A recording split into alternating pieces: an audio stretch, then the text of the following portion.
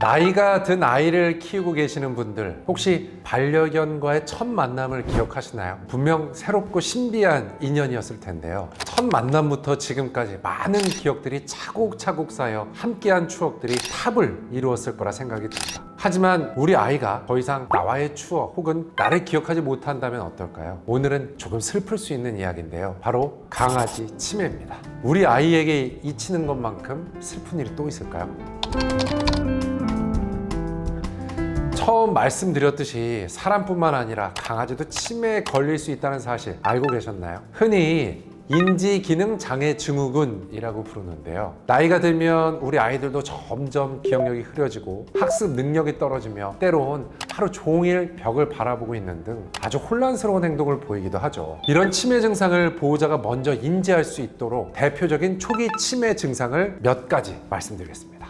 먼저 방향 감각 상실이 있습니다. 평소 자기만의 길을 잘 찾아다니던 아이가 어느 날 갑자기 집안에서 길을 잃거나 특정 장소에서 멍하니 서 있는 걸 보신 적 있나요? 보통 뭔가 이상하다고 느끼기 쉬운데 이 행동이 치매의 한 증상일 수 있습니다. 그리고 초기에는 낮과 밤의 생활 패턴이 뒤바뀌는 경우도 흔한데요. 낮에는 축 처져서 힘없이 누워있고 밤만 되면 조용히 돌아다니거나 한없이 불안해하는 모습도 치매의 초기 신호일 수 있습니다. 이런 행동들이 보인다면 우리 아이가 외롭거나 지루한 게 아니라 어쩌면 치매의 전조일 수 있다는 거죠. 그래서 이 강아지들의 일상 속 작은 변화도 우리가 유심히 관찰하는 게 중요합니다. 우리 아이들에게도 찾아올 수 있는 치매, 왜 이런 증상을 보이는 걸까요? 여러 요인이 있지만 그 중에서 특정 환경, 견종, 그리고 식습관이 중요한 역할을 한다는 사실 알고 계셨나요? 먼저 환경적인 요인을 말씀드리면 활동량이 적거나 주로 실내에만 머무는 환경에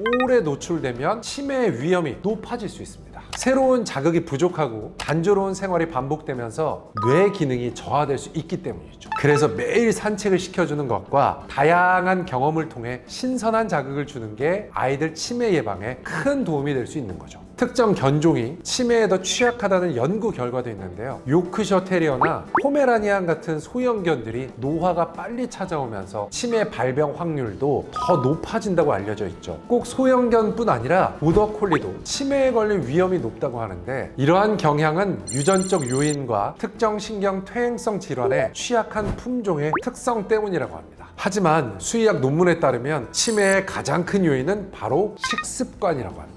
반려견에게 필요한 영양소가 부족하면 뇌 기능이 제대로 유지되지 못할 수 있는데요. 특히 오메가3 같은 뇌 기능에 좋은 성분이 결핍되면 치매가 더 쉽게 올 수 있다는 거죠. 따로 영양제를 챙겨주거나 뇌 기능에 도움이 되는 식단을 꾸려주는 것이 제일 좋은 예방법이라 할 수 있습니다. 알려드린 방법대로 아이를 관리해 주더라도 노화로 인한 노령성 질환은 예방하기가 쉽지 않은 질병인데요. 그렇기에 예방도 중요하지만 치매에 걸렸을 경우 어떻게 관리를 해줘야 하는지 또한 보호자인 우리가 꼭 숙지하는 것이 좋겠죠. 그래서 치매 강아지를 돌보는 보호자는 아이에게 친숙하고 안정적인 환경을 유지하고 규칙적인 일상 루틴을 만들어 혼란을 최소화하는 것이 필수입니다. 강아지 치매는 늦게 발견되기 쉬워 초기 증상을 놓치기 쉽기에 나이가 든 강아지의 행동 변화가 관찰되면 빠른 시일 내에 병원에 방문해서 진단을 받으셔야 합니다. 지금도 아이가 치매에 걸려 관리를 해주시는 분들이 많을 텐데요. 그간 함께한 시간들을 기억 못하더라도 아이에게 쏟은 애정과 사랑은 여전히 남아있을 거라 생각합니다. 오늘 이야기는 여기까지입니다. 다음 시간에는 더 좋은 내용으로 찾아오겠습니다. 구독과 좋아요 부탁드립니다.